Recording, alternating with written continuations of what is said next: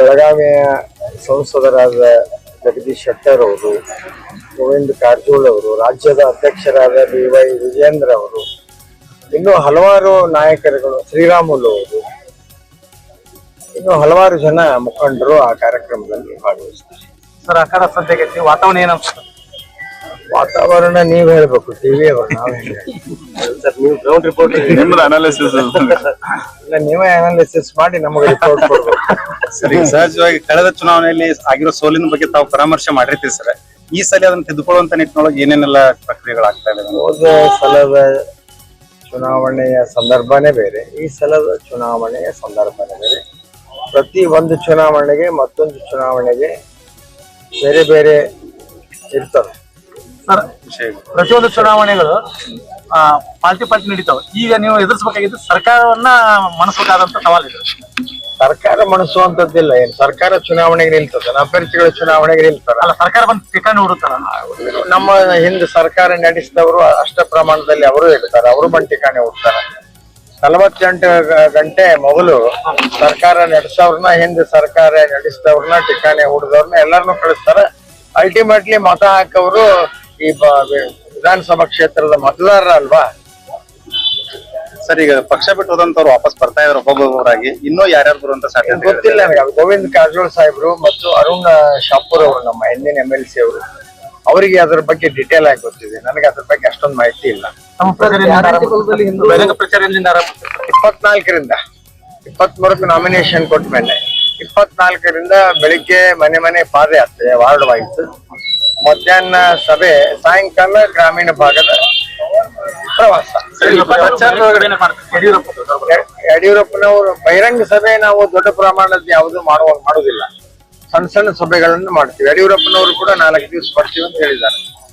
Sir, ಈಗ 23ಕ್ಕೆ ನಾಮಪತ್ರ ಆದ್ಮೇಲೆ ಏನ್ ಸಭೆ ಇರಂಗಿಲ್ಲ ಸರ್? ಅವತ್ತು ಬಹಿರಂಗ ಸಮಾವೇಶ 23ಕ್ಕೆ ಏನೋ ನಾಮಿನೇಷನ್ ಕೊಟ್ಟ ಮೇಲೆ ಏನಾದ್ರು ಇರುತ್ತೆ? ಅಲ್ಲೇ ಬಸವೇಶ್ವರ ಸರ್ಕಲ್ ನಲ್ಲೇ ನಮ್ ಬಂದಂತ ನಾಯಕರುಗಳು ಬಹಿರಂಗ ಸಭೆಯನ್ನು ಉದ್ದೇಶಿಸಿ ಮಾತಾಡ್ತಾರೆ. ಮೆರವಣಿಗೆಯಲ್ಲಿ ಹೌದೌದು, ಅಲ್ಲೇ. ಸರ್, ಈಗ ಯತ್ನಾಳ್ ಅವರು ಬರ್ಬೇಕು ಅನ್ನೋದ್ರ ಬಗ್ಗೆ ಸೋಷಿಯಲ್ ಮೀಡಿಯಾದಲ್ಲಿ ತಮ್ಮ ಕಾರ್ಯಕರ್ತರು ಚರ್ಚೆ ಮಾಡುವಂತ ವಿಷಯ, ಮತ್ ನೀವು ಕೂಡ ಬರ್ಬಹುದು ಅಂತ ಹೇಳಿದ್ರಿ. ಅವರು ಬರ್ತೀನಿ ಅಂತ ಹೇಳಿದಾರೆ. ಅವರು ಬರ್ತೀನಿ ಅಂತ 24 ನಂತರ ನಿಮ್ಗೆ ಗೊತ್ತಾಗತ್ತೆ ಯಾರು ಬರ್ತಾರ ಯಾರು ಬರೋದಿಲ್ಲ. ನೀವೇ ಅದನ್ನ ಕೇಳುವುದಕ್ಕಿಂತ ಖುದ್ದಾಗಿ ಅನುಭವಿಸೋದೇ ಒಳ್ಳೇದು. ಯತ್ನಾಳ್ ಅವರು ಖುದ್ದಾಗಿ ಬರ್ತೀನಿ ಅಂತ ಹೇಳಿದಾರೆ. ಅವರು ಹೇಳಿದಾರೆ, ಗೊತ್ತಿದ್ ಮೊದಲನೇ ಕೇಳ್ತಾರೆ. ಅಲ್ಲ, ನೀವೇ ಮಾತುಕತೆ ಆಗಿದೆ, ನಂಗೆ ಅವರಾಗಲೇ ಹೇಳ್ತಾ ಇದಾರೋ ಹೆಂಗೆ?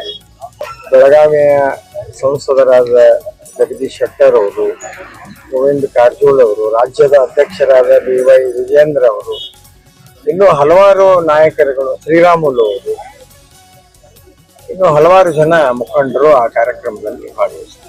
ಸರ್, ಆ ಕಡೆ ಸದ್ಯಕ್ಕೆ ವಾತಾವರಣ ಏನನ್ಸುತ್ತೆ? ವಾತಾವರಣ ನೀವ್ ಹೇಳ್ಬೇಕು, ಟಿವಿ ಅವರು ನಾವ್ ಸರ್, ನೀವು ಗ್ರೌಂಡ್ ರಿಪೋರ್ಟ್ ನಿಮ್ದು ಅನಾಲಿಸಿಸ್ ಇಲ್ಲ, ನೀವೇ ಅನಾಲಿಸಿಸ್ ಮಾಡಿ ನಮಗೆ ರಿಪೋರ್ಟ್ ಕೊಡ್ಬೇಕು. ಸರಿ, ಸಹಜವಾಗಿ ಕಳೆದ ಚುನಾವಣೆಯಲ್ಲಿ ಆಗಿರೋ ಸೋಲಿನ ಬಗ್ಗೆ ತಾವು ಪರಾಮರ್ಶೆ ಮಾಡಿರ್ತೀವಿ ಸರ್. ಈ ಸಲ ಅದನ್ನ ತಿದ್ದುಕೊಳ್ಳುವಂತ ನಿಟ್ಟಿನೊಳಗೆ ಏನೇನೆಲ್ಲ ಪ್ರಕ್ರಿಯೆಗಳಾಗ್ತಾ ಇದೆ? ಹೋದ ಸಲದ ಚುನಾವಣೆಯ ಸಂದರ್ಭನೇ ಬೇರೆ, ಈ ಸಲದ ಚುನಾವಣೆಯ ಸಂದರ್ಭನೇ ಬೇರೆ. ಪ್ರತಿ ಒಂದು ಚುನಾವಣೆಗೆ ಮತ್ತೊಂದು ಚುನಾವಣೆಗೆ ಬೇರೆ ಬೇರೆ ಇರ್ತವೆ. ಸರ್, ಪ್ರತಿಯೊಂದು ಚುನಾವಣೆಗಳು ಪಾರ್ಟಿ ನಡೀತಾವೆ. ಈಗ ನೀವು ಎದುರಿಸಬೇಕಾಗಿದ್ದು ಸರ್ಕಾರವನ್ನ ಮಣಿಸಬೇಕಾದಂತ ಸವಾಲಿದೆ. ಸರ್ಕಾರ ಮಣಿಸುವಂತದ್ದಿಲ್ಲ. ಏನ್ ಸರ್ಕಾರ ಚುನಾವಣೆಗೆ ನಿಲ್ತದೆ, ಅಭ್ಯರ್ಥಿಗಳ ಚುನಾವಣೆಗೆ ನಿಲ್ತಾರ. ಅಲ್ಲ, ಸರ್ಕಾರ ಬಂದು ಠಿಕಾಣಿ ಹುಡುಕ್ತಾರ. ನಮ್ಮ ಹಿಂದೆ ಸರ್ಕಾರ ನಡೆಸಿದವರು ಅಷ್ಟ ಪ್ರಮಾಣದಲ್ಲಿ ಅವರು ಇರ್ತಾರೆ, ಅವರು ಬಂದು ಠಿಕಾಣಿ ಹುಡ್ತಾರೆ. 48 ಗಂಟೆ ಮೊದಲು ಸರ್ಕಾರ ನಡೆಸೋರ್ನ, ಹಿಂದೆ ಸರ್ಕಾರ ನಡೆಸಿದವ್ರನ್ನ, ಠಿಕಾಣಿ ಹುಡ್ದವ್ರನ್ನ ಎಲ್ಲರನ್ನೂ ಕಳಿಸ್ತಾರೆ. ಅಲ್ಟಿಮೇಟ್ಲಿ ಮತ ಹಾಕವರು ಈ ವಿಧಾನಸಭಾ ಕ್ಷೇತ್ರದ ಮತದಾರರ ಅಲ್ವಾ. ಸರ್, ಈಗ ಪಕ್ಷ ಬಿಟ್ಟು ಹೋದಂತವ್ರು ವಾಪಸ್ ಬರ್ತಾ ಇದ್ರು ಒಬ್ಬೊಬ್ಬರಾಗಿ, ಇನ್ನೂ ಯಾರ್ಯಾರು ಬರುವಂತ ಸಾಧ್ಯತೆ ಗೊತ್ತಿಲ್ಲ ನನಗೆ. ಗೋವಿಂದ ಕಾರಜೋಳ ಸಾಹೇಬ್ರು ಮತ್ತು ಅರುಣ್ ಶಾಪೂರ್ ಅವರು, ನಮ್ಮ ಹಿಂದಿನ MLC ಅವರು, ಅವರಿಗೆ ಅದ್ರ ಬಗ್ಗೆ ಡಿಟೇಲ್ ಆಗಿ ಗೊತ್ತಿದೆ. ನನಗೆ ಅದ್ರ ಬಗ್ಗೆ ಅಷ್ಟೊಂದು ಮಾಹಿತಿ ಇಲ್ಲ.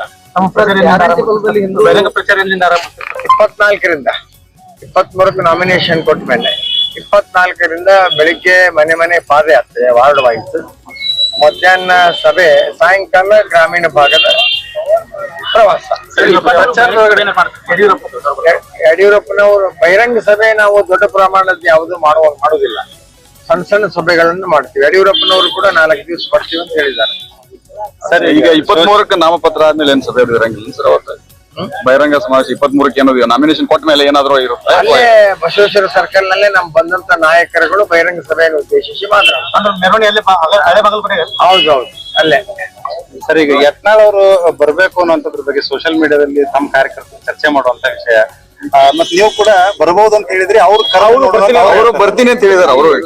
ಅವರು ಬರ್ತೀನಿ ಅಂತ ಹೇಳ್ತಾರೆ. 24 ನಂತರ ನಿಮ್ಗೆ ಗೊತ್ತಾಗತ್ತೆ ಯಾರು ಬರ್ತಾರ ಯಾರು ಬರೋದಿಲ್ಲ. ನೀವೇ ಅದನ್ನ ಕೇಳುವುದಕ್ಕಿಂತ ಖುದ್ದಾಗಿ ಅನುಭವಿಸೋದೇ ಒಳ್ಳೇದು. ಅಂದ್ರೆ ಯತ್ನಾಳ್ ಅವರು ಖುದ್ದಾಗಿ ಬರ್ತೀನಿ ಅಂತ ಹೇಳಿದಾರೆ, ಅವರು ಹೇಳಿದಾರೆ. ಗೊತ್ತಿದ್ ಬಂದನೆ ಕೇಳ್ತಾರೆ. ಅಲ್ಲ, ನೀವೇ ಮಾತುಕತೆ ಆಗಿದೆ ನಂಗೆ ಅವರಾಗ್ಲೇ ಹೇಳ್ತಾ ಇದಾರೋ ಹೆಂಗೆ?